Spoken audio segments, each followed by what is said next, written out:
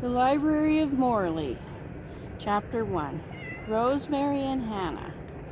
Rosemary, a curly auburn-haired child of 8, was looking out the window of the Morley Library at the north garden wall. There she saw the dark green ivy that climbed over the top of it and disappeared into the unknown. The sun shone brightly across the wall, and Rosemary daydreamed about the country she had made up that lay beyond it. She loved summer, as it gave her freedom to do whatever she wanted. There were no school rules and responsibilities. She could be as lazy or as busy as she felt. Sometimes she hung out in sunbeams with Longstocking on the library floor. He was a beautiful seal point Siamese. Sometimes she followed him on adventures around the library garden. Today he had wandered outside before she chanced upon him and would have to create her own adventures. That was unless fate had other things in store for her. She hoped so, as today she didn't feel like being inside. The idea of wandering was just too inviting. Maybe she'd be lucky enough to have butterflies carry her over the north wall again. Before Rosemary could indulge that thought, the tiniest of musical notes came in through the open window and distracted her. At first she wasn't sure she had heard them, but there they were again, floating lazily on the warm summer air. Rosemary watched as each note drifted inside and then made its way upward towards the mural on the ceiling, like angels returning to heaven. She was finding it hard not to get lost in the dance and closed her eyes so she too could float up to heaven. Instead, she shook her head free of the magic music and looked out the window. She was curious to find out where this wonderfulness was coming from. Maybe that was the great adventure for this day.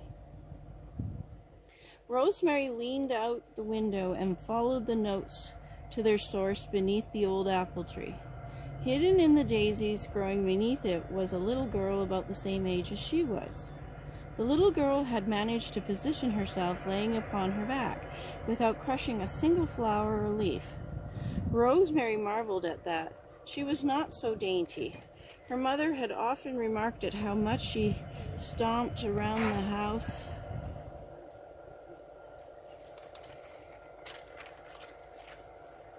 like an elephant who had lost its way. She hated when her mother said things like that, but even she could agree she was pretty clumsy. But this little girl appeared to be agile like a bird and certainly sang like one. And with that thought, she knew she had to find out who this little bird was. Hannah, 6, hated to move, but yet again here she was. Her father was always looking for work. It wasn't that he couldn't keep a job, it was just that the ones he got seemed to magically disappear after a while. The constant moving never allowed her to form any lasting friendships. She prayed and prayed every night that this would be the last time her family would leave to find someplace new. Hannah was losing hope this would ever happen when her father had come home that afternoon to tell them of the great opportunity to work at the Library of Morley.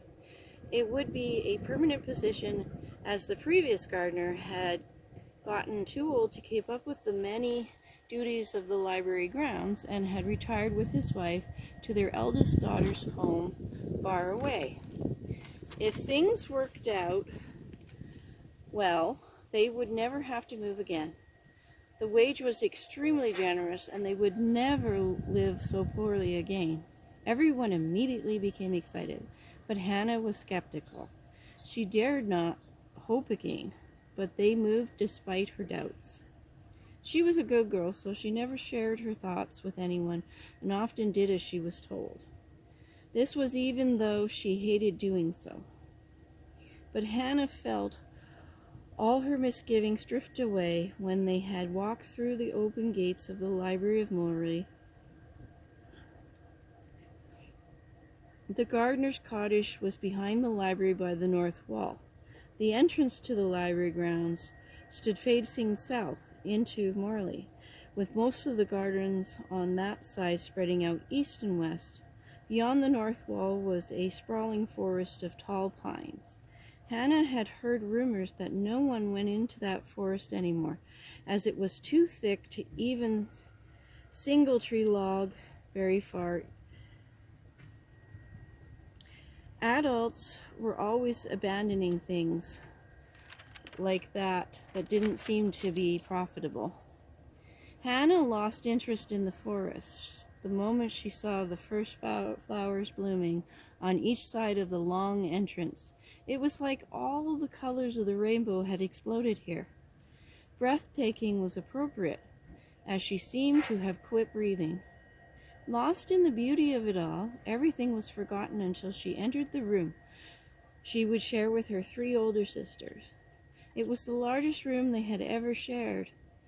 Her 5 brothers would share a similar room. The big bed at the far end of this room had only enough space for 3, but there was a trundle bed underneath, just perfect for her.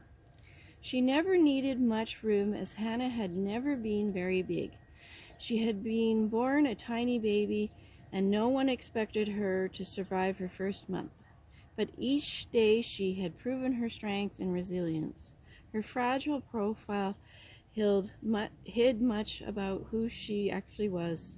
No one paid that much attention to the youngest of George and Hilda Thompson's children. Being small guaranteed that. Today this served her well, as she was able to slip past her mother before she could be assigned chores to do. Hannah had learned to do things since she was 5.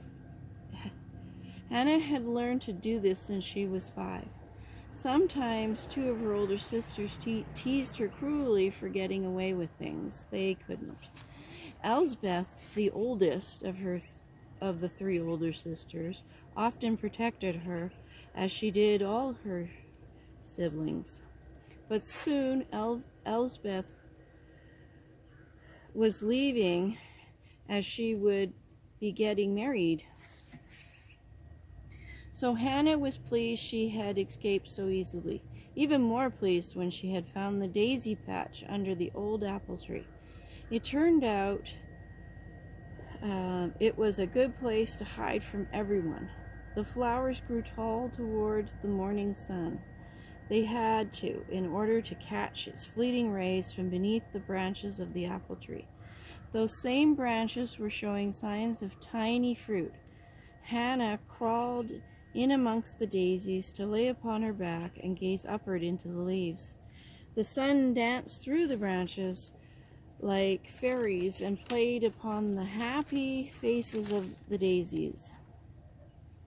The sunlight also caught in the fine strands of her long golden blonde hair. She had also gotten away with not braiding it back like she was supposed to.